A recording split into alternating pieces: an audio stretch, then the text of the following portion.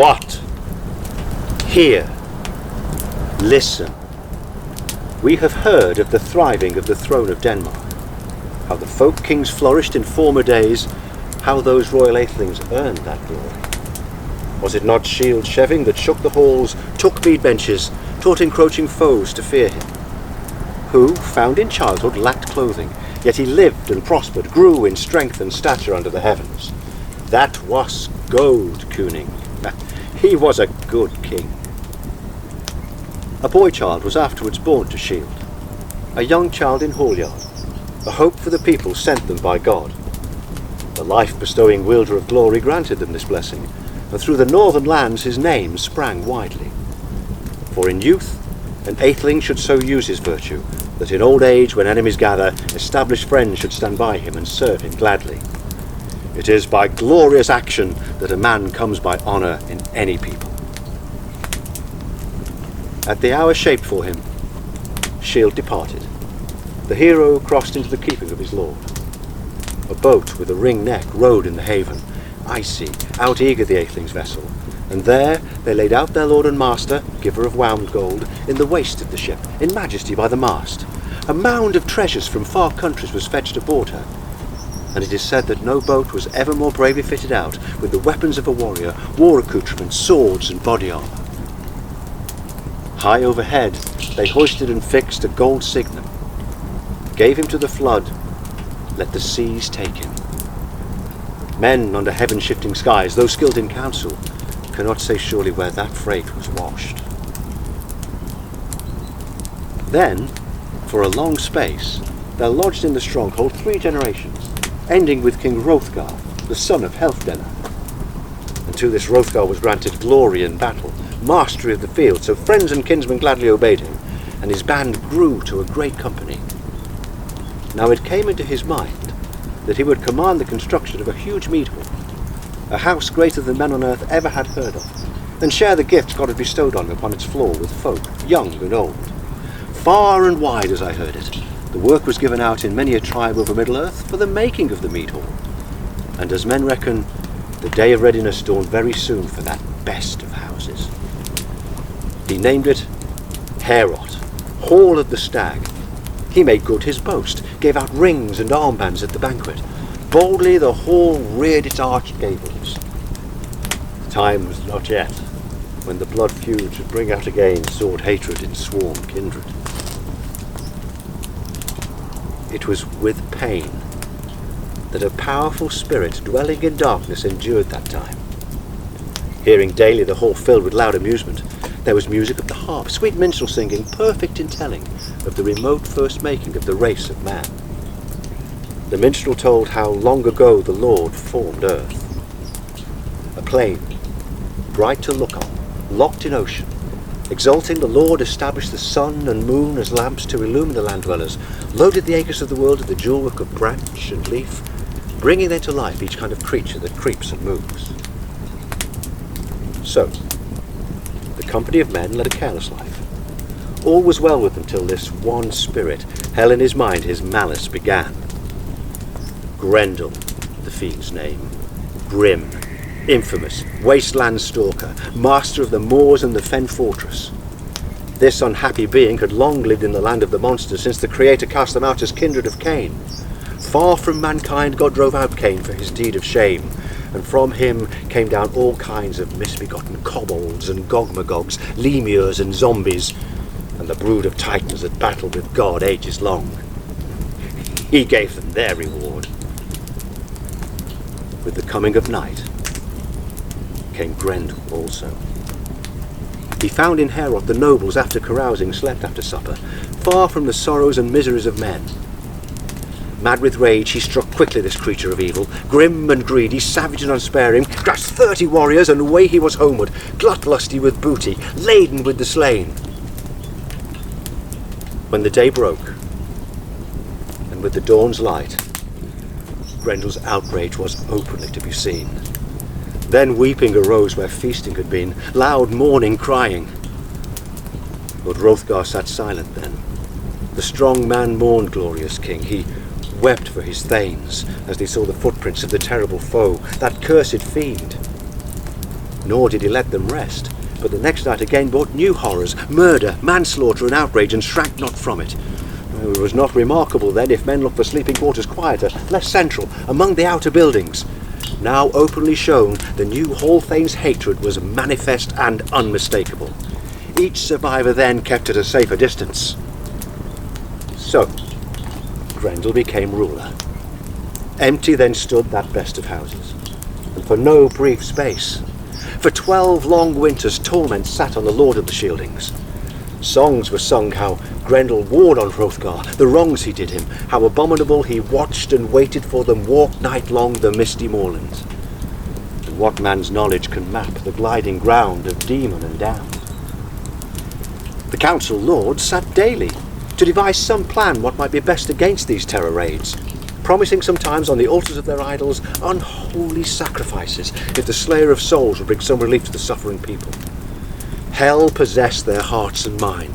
The Lord God was unknown to them, that wielder of glory. This season rocked the son of Healfdene with swinging sorrows, too cruel a strife, too strong and long-lasting, night frightfulness unequalled. Nuda threcha nithgrim, nicht bayal wa mayest. This Grendel feud was heard of by one of King Hygelac's warriors, brave among the Geats from across the sea. He was for main strength foremost of all men that trod the earth at that time. Great frame, great heart. Ethelur Ondeakin. He had a seaworthy wave cutter fitted out for him. The warrior King Hrothgar he would seek, he said, over the swans riding, that lord of great name, desperate for men. The prince picked his men from the flower of his folk, the fiercest among them that might be found. 14. Sea-skilled, Beowulf led them down to the beach's fringe. Time running on, the boat rode the waves hard in by the headland. Harnessed warriors leapt on prow, surf was swirling, sand was stirring. Bright mailcoats to the mast's foot were carried, war gear well wrought. Willingly they shoved her out their tight-timbered craft on the crave voyage. Away she went, over the wavy ocean, boat like a bird breaking the seas, wind-wetted, white-throated, till the curved prow had ploughed so far that after a space on only the second day they might see land loom at the skyline. The shimmer of cliffs, sheer fells behind, ample promontories. The crossing was at an end. The Geatish men stepped on strand, moved briskly up, a rope going ashore, ringmail clashed, battle girdings. A watchman saw them from the wall where he stood, posted by the shielding to patrol the cliffs. He saw the polished shields move along the gangway, and curiosity moved him to know who these men were. This Thane, when his horse had picked its way down to the shore, shook his spear fiercely at arm's length, framed the challenge. Strangers, you have steered this steep craft through the seaways and sought out our coasts. I see you are warriors. I must ask who you are. In all the years I have lived as lookout at Land's End here, shield carriers have never come ashore more openly. You had no word of leave from the great King Hrothgar. I have not in my life set eyes on a man with more might in his frame than this helmed lord. He's no hall fellow, no mere retainer tricked out in armour. Unless looks belie him, he has the head of a hero. I'll have your names now, and the names of your fathers. A further shall you not go. Stay where you are, strangers. Say where you are from, why you have come. The captain gave a clear answer. We here come from the country of the Geats, and are hearth companions to the great King Hygelac. My noble father was known as Ejithyaw, fighter, famous among nations. All wiser men in the world remember him readily. It is with loyal and true intention we seek your lord, the son of Healfdene. We have a great errand to that glorious hero, Shepherd of the Danes. The drift of it shall not be kept from you.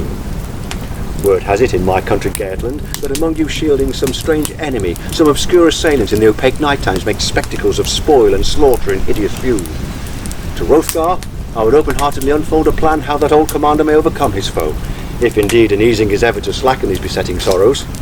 Otherwise, he must miserably live out this lamentable time for as long as Heorot, Hall of Halls, bulks to the skies.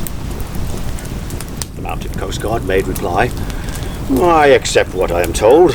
This troop is loyal to the shielded protector. Pass forward, I'll guide you, commanding meanwhile the men under me to guard with care this craft of yours, this ship on the sand fresh from its tarring, till it once more bear its beloved captain safely home to the shores of Geat. Briskly the men went marching together, each helmet sparkling with glancing boar emblems, patterned and fire temped, brilliant with gold, till at last they made out the home of the king, the most illustrious hall under heaven, its radiance lighting the lands of the world. Their guide pointed up to the shining palace, then brought his horse around and said in the quiet, "Here I must leave you. May the Lord Almighty afford you his grace in your great undertaking, and bring you in safety back to the seashore." The path that brought the band on their way was paved with stone. Their war-coats shone as they marched along in their gear of grim aspect going to the hall. Sea-wearied, they then set against the wall their polished shields. The weapons of the seamen stood in a spear rack, an ash wood, grey-tipped. These iron-shirted men were handsomely armed. A nobleman there, Wulfgar, said, "I am spokesman, herald to Hrothgar. It is not exile, but adventure I think you are seeking, from whence you bring these embellished shields, grey war-coats, masked helmets, this stack of spears." The gallant Geat gave answer then, "Walankwad Leoda, word eth to sprek, valour renowned, hard under helmet. At Higelax's table were shares in the feast, Beowulf is my name. I shall set out to Hrothgar the cause of my journey, so tell him." Wulfgar then rapidly strode to the seat of the king. "Men have come from the country of Geatland, born from afar at the back of the sea. These battle companions call the one who leads them Beowulf. Do not kind Hrothgar refuse them audience. Their accoutrement clearly bespeaks them of earl's rank, and their leader, he seems to command them by right." The guardian of the shieldings gave his answer. "Him? Oh, I knew him when he was a child. His old father Ejithyaw and I fought together. Well does the son now pay this call on a tested friend. The seafarers used to say, I remember, that this man in his hand's grasp had the strength of 30 other men. I believe the Lord God has sent him here against Grendel's oppression. Waste no time now. Tell him to come in." Promptly, in right of decorum, Wulfgar returned to the door and gave his message. "The master of battles, lord of the North Danes, he bids me to announce that he knows of your ancestry. I'm to tell you, determined warriors, you may go in now in your gear of battle. Set eyes on Hrothgar, helmed as you are." Beowulf arose, surrounded by his warriors. The Geats swung in across Heorot's floor, thick thronging retinue, warrior leading, helmeted brave, till he stepped to the hearth. "Was to Hrothgar, Harl! I am Higelax's kinsman, and serve in his fellowship. Word of Grendel has been made known to me. The sailors speak of this hall standing idle, silent of voices as soon as evening's light has hid neath heaven's hood. I am urged by my counsellors to seek you, sovereign Hrothgar. These men know well the weight of my hand. Have they not seen me come home from fights where I have bound 5 giants, or crushed on the waves sea serpents at night and broken the beasts? And shall I not try a single match, a trial against this fiend, this monster Grendel? As I am informed, this unlovely one is careless enough to carry no weapon, then with naked hand shall I grapple with the beast, fight to the death, here hater and hated, and he who is chosen shall give himself to God.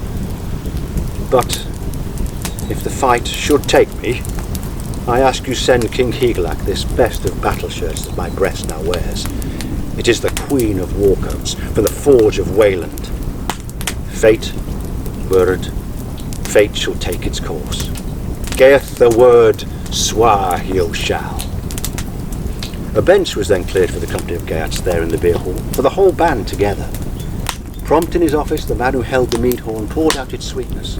The song of the poet again rang in Heorot. The heroes laughed loud, the Danes and Geats together. Then Unferth spoke, one of Hrothgar's warriors sitting at the feet of the father of the Shieldings. He could not allow that any other man's name should hold a higher title than went with his own. "Is this the Beowulf of Brecca's swimming match, where for pride the two of you tested the seas, and for a trite oath entrusted your lives to the deep waters? A sorry contest. Your arms embraced the ocean streams, you beat the waveways, you wove your hand movements, the seas boiled with waves of winter, you laboured 7 nights, and then you lost. His might was the greater. Daylight found him cast out on the shores of Denmark. He found his way home, did Brecca, son of Bernstan, performed to the letter what he promised to you. I see no hope then of a happier outcome, if you do intend keeping your all-night vigil in Grendel's path." Then Beowulf spoke, son of Ejithyaw. "I thank my friend Unferth, who unlocks for us this tale of Brecca's bragged exploits. The beer in his gut lends eloquence to his tongue, but as for the truth, I had more sea strength and endured underwater worse struggle than he. Hard in our hands we each held a sword as we went through the seas to defend ourselves against whale and killer. He could not away from me, nor I from him. Thus, stroke for stroke, we stitched the ocean 5 nights and days. when a current split us, a churning of waters in chillest of weathers, blackness lowering, north wind bending, hostile against us, oh, the waves were rough. The unfriendliness was then aroused of the fishes of the deep, but against these beasts my body armour helped me, this forged knit battle shirt bright with gold. Then a savage attacker dragged me to the bottom, pinned me in his grip, but I was able to stab the ugly creature with my weapon's point. Then more loathsome snouts snickered round me, swarmed at my throat. But those scaly flesh-eaters sat not down to dine on Beowulf. They picnicked not on me. Daylight found them mauled by my sword, soundly asleep along the beaches. Since when they have never troubled any traveller over that deep waterway. And it was my part to put to the sword 7 sea monsters. No whisper has yet reached me of sword ambushes survived, nor should scathing perils in connection with your name. Never has Brecker, nor you on Firth either, in open battle play framed such a deed with your shining sword. I tell you, on Firth, this Grendel had never grown such a terror, this demon had never dealt your lord such havoc in Heorot, had your heart's intention been so grim for battle as you've led us to believe. He's learned there's no need to fear your people. He spares not a sprig of you Danes in extorting his tribute, and expects no resistance from the spear-wielding shieldings. I'll show him gauge his strength and stubbornness shortly enough now, a lesson in war. Then he who wishes shall go blithe to the banquet, when the flame-mailed sun of another day shall dawn for men in the southern skies. Then there was laughter of heroes. Words were warm-hearted, and harp music rang. Later, was Hrothgar minded to rest, aware of the monster brooding his attack, from the time when he saw the sun's first light, to the time when darkness drowns all things, and under its shadow cover shapes stood lie dark beneath the clouds. The whole assembly rose up, and with these words did the king leave Beowulf. Never have I at any instance to any man thus handed over Heorot as I now do to you. Take and now hold to the house of the Danes, bend your mind and your body, and wake against the foe. Then Beowulf lay down, whilst around him many brave sea warriors bent to their whole rest, not one believing they would ever again see their beloved country.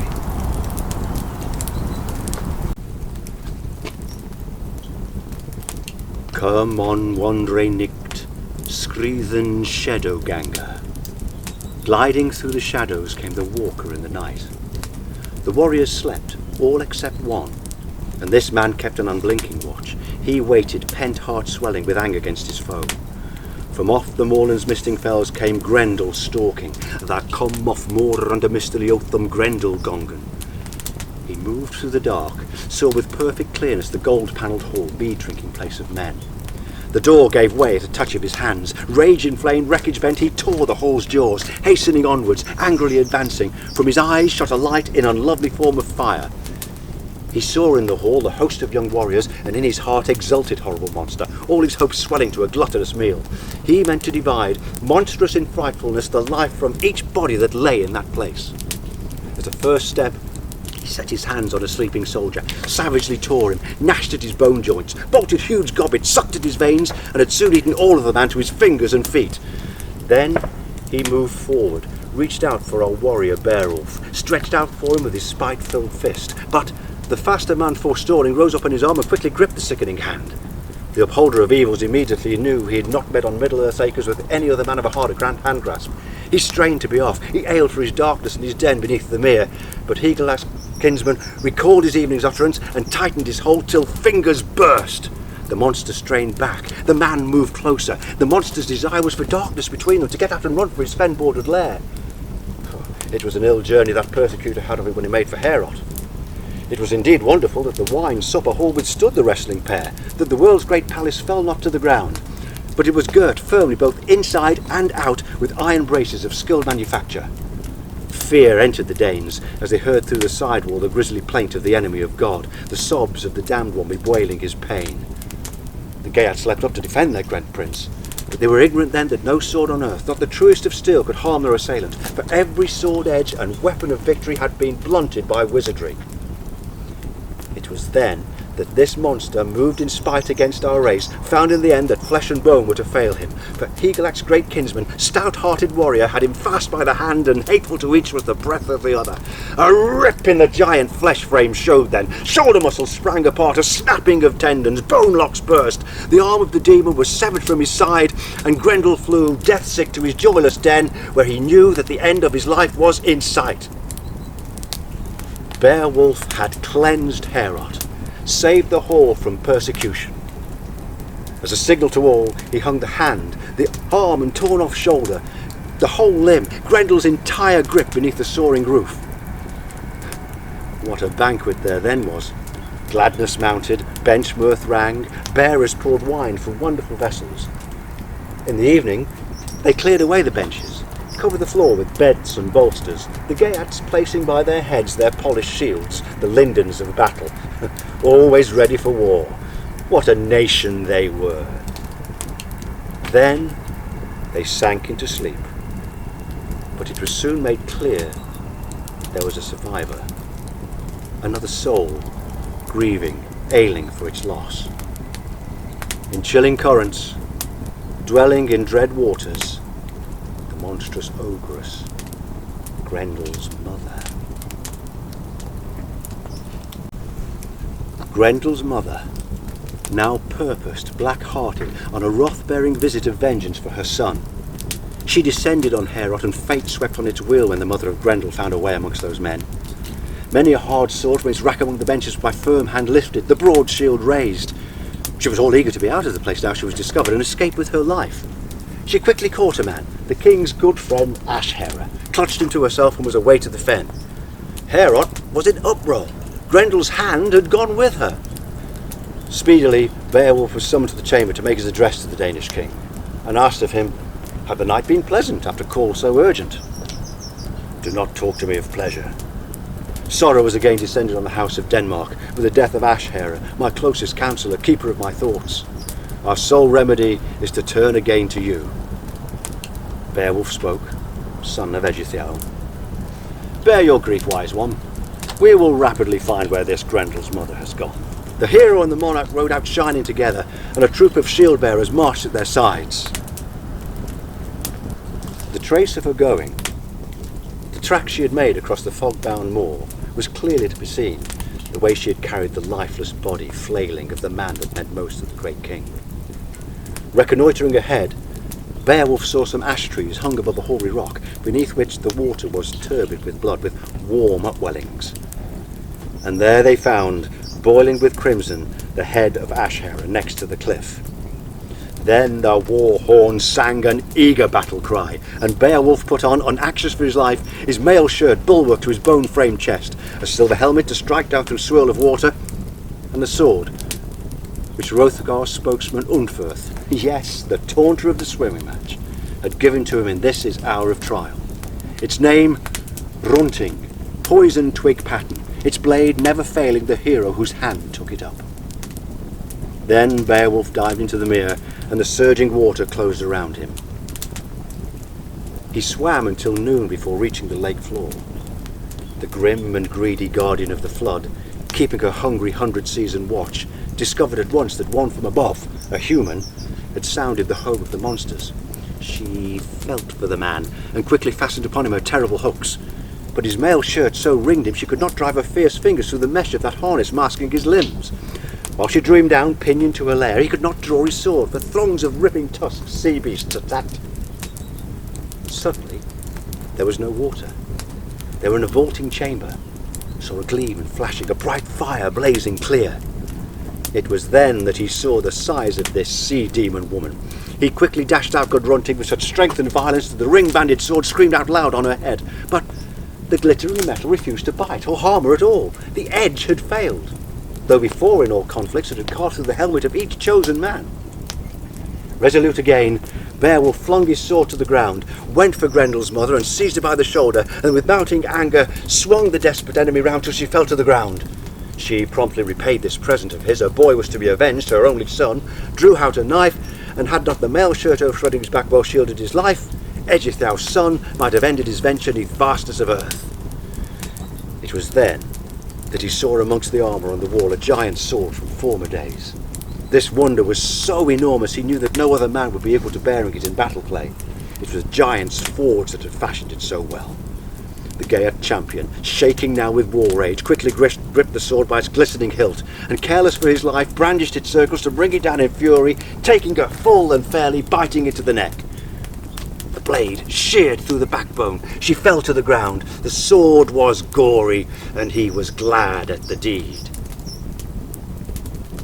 A light glowed out and illuminated the chamber with a clearness such as the candle of heaven sheds in the sky.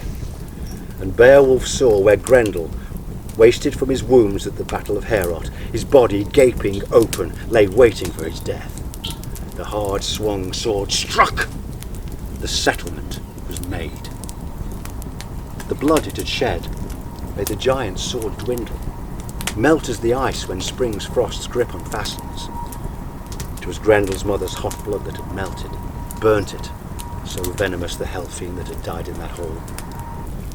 The Geat champion, taking that rich hilt glistening with jewels, the sword runting, and Grendel's vile head, struck up through the water, through the rough wave swirl, came strongly to land where the watchers there waiting, huge in relief, quickly loosened his helmet and shirt of fine mail. Then, brave as kings, they carried the head fore to a spear, retracing their steps to the gold-giving hall. They presented the head, manhandled in where the men were all drinking.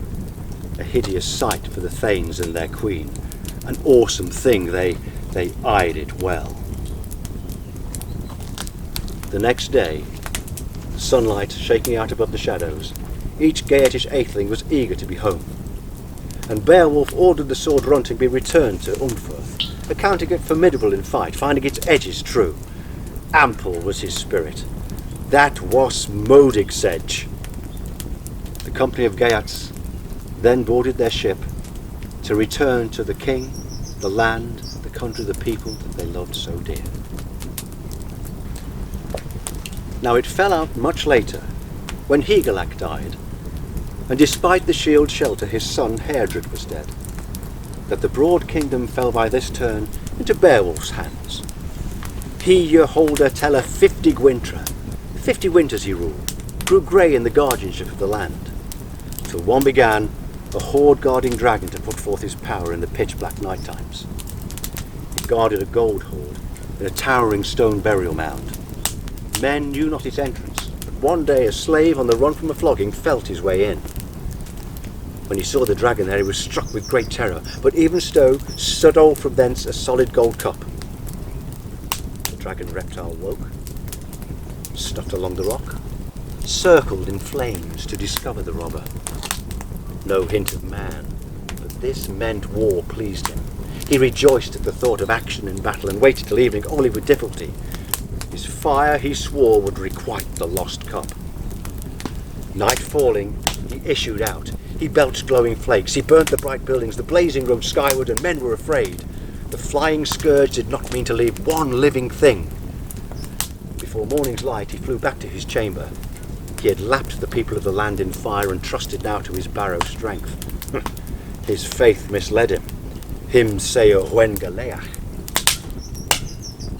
Beowulf found out soon enough the truth of the horror, for his own hall itself had been swallowed in flames. But this king of the Geats now planned a punishment, commanded the making of a shield, all in iron, well knowing that one of linden would fail him in fire. He disdained to attack with a troop of men, having clashed with many since his cleansing of Heorot, and did not fear death. He went with 11 to set eyes on the serpent. Having by then discovered the cause of the outrage, the precious drinking cup had passed into his hands from the hands of the finder, and that miserable slave now made the 13th man in his company. Cowed, he must show them the way to the place, for he alone knew the knoll and its earth hall, that underground chamber heaped with intricate treasure. The war-seasoned king sat down on the headland, spoke encouraging words to the friends of his hearth, but gloomy his spirit, death-eager, wandering. He knew that fate waited to seek his soul's hoard.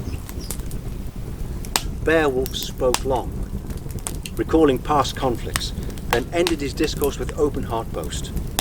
In battles aplenty I ventured in youth, and as old as I am I may still achieve glory if this evil destroyer once dares venture forth. I would take no sword, no weapon to the serpent if I knew another way to fight him, as with Grendel before. But as I must expect hot war breath and venom, I shall take the precaution of chainmail and shield. My mood is strong. Men in armour wait here on the barrow. It's my fate alone to match strength with this worm, win the treasure by daring, or die in the fight. Beowulf stood up and bore his shield to the rocky cliff's foot. He saw in the wall an archway of stone, and a stream there breaking from the burial barrow, a stream of fire, a boiling watercourse of killing flames. Filled with rage, he uttered a shout from his breast. His voice re-echoed through the vault of grey stone. The treasure guardian heard, issued out from the rocks in a billowing gust. The grey ground boomed. Our hero shook out his sharp sword, raised his shield. Each of the pair intending destruction was horror to the other. The fleetness of the serpent wound itself together, came flailing and coiling. Our hero dealt out such a blow with his ancestral sword that, meeting the bone, it turned, bit less strongly than required of it then. The bared battle blade had failed in the fight. With this cut, the worm grew savage-minded, spat death fire, war flashes blazed in the distance, fire fenced in the folk king. He felt bitter pain. His band of companions did not stand about him as battle usage asks, but fled to the forest and looked after their lives, all except one. His name, Wiglaf, son of Weoxstan, Geatish prince of Beowulf's house of the Wymondings. His liege lord he saw, tormented by heat, and remembering the favours formerly granted, returned the land rights that his father had held. He could not hold back, seized yellow shield of linden, drew ancient sword. His courage was firm, as the dragon soon found when they came there to grips. He strode through the blood smoke and bore his war helmet to the aid of his lord. Beloved Beowulf, bear all well. You gave out in your youth you would never allow your glory to abate. Defend your life now with your utmost strength. My help shall be yours. Hearing these words, the dragon came raging, attacked once again, terror fire flashing. Wiglaf's mail did not serve, and his shield was withered back to the boss in the billow of flame. But nothing deterred, the young warrior dodged back smartly to take up his kinsman's protection. And then did that king remember his worth, dealt out a sword blow of annihilating weight, striking into the head. But the hero's sword shattered. His hand was too strong. I have heard that any sword he bore into battle his blow would overtax, and so it happened with this. And now a third time the fire drake, his chance lying open, rushed in on our king, crushed all his neck between bitter fangs. Wiglaf then, disregarding the head, struck below it, aimed true, and the fire quickly slackened in consequence. Beowulf then, recovering, reached for his stabbing knife, hewed mightily down, hacked the dragon in half. So, daring drove out life. Firth Ellen Wreck. And our hero saw the last triumph of his works in this world. His wound burned and swelled. The bane boiled in his chest, the poison within him. He walked away thinking, sat down on a ledge, surveyed the old earth hall. Wiglaf took water and washed his good lord, bathed away battle blood, loosened his helmet. The king spoke through his pain. I would now wish my war gear be given my son, if such an heir, flesh of flesh, had been granted to me. I've guarded this kingdom for a full half-century. There wasn't a king dared affront me with war.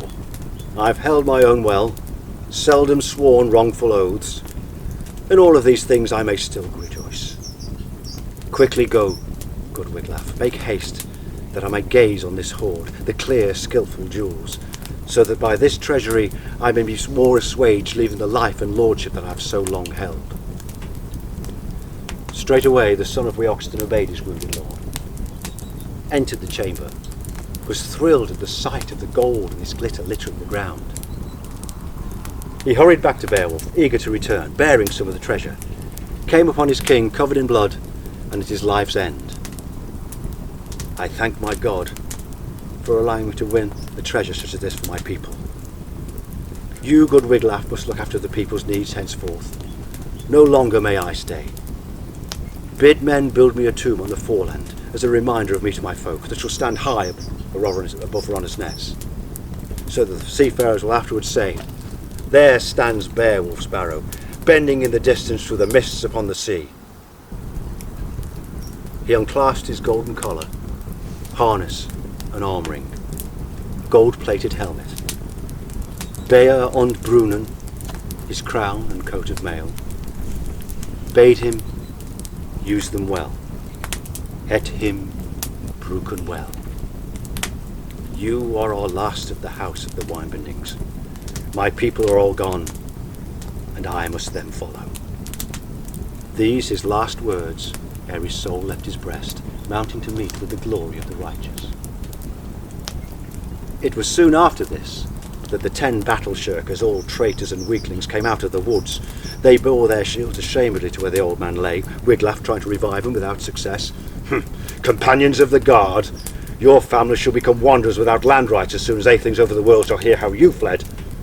But haste is best now. We must bear our ring bestower upon his road. Let the owner of homesteads and all worthy warriors from far and wide fetch in wood for the hero's funeral pyre. No one shall wear an arm ring in his memory. No maiden's neck be enhanced by the bearing of such rings, bereft of gold rather. Many a spear shall henceforth feel cold in the mornings, nor shall the harper's melody arouse them for fight. They entered the chamber, carried out the precious treasure, pushed the dragon over the cliff, let the waves take him, the flood him engulf. The untold profusion of twisted gold was loaded onto a wagon, and the warrior prince borne hoary-headed to Ronna's Ness. The Geat people then raised a funeral pyre. Shining mail, shields of war and helmets hung upon it. They laid out in the middle the body of their chief, and kindled on top there then the biggest funeral fire. The roaring of flames mingled with weeping, as the fire's red heart consumed the house of bone. Heaven swallowed the smoke. Then in only 10 days they constructed a fortress on the headland, high and broad. What remained of the fire they cast a wall around, placed inside both the talks and the jewels, and they dwell there yet, of no more use to man than in ages before. Then they rode around the barrow, 12 in all, Aetheling's sons, reciting their dirge to declare their grief. They praised their king's manhood and the prowess of his hand. They raised his name. It is right that a man is lavish in honouring his lord and his friend, should love him in his heart when the leading forth from the house of flesh befalls him at last. This was the manner of the mourning of the Geats, sharers in the feast at the fall of their lord. They said of all the kings of the world he was the gentlest, the most gracious, the kindest to his people, the keenest for fame. Quaid on thet he were, world cunninga manna mildest, on Monthrus, Leotham lithost, on Lof Jornost.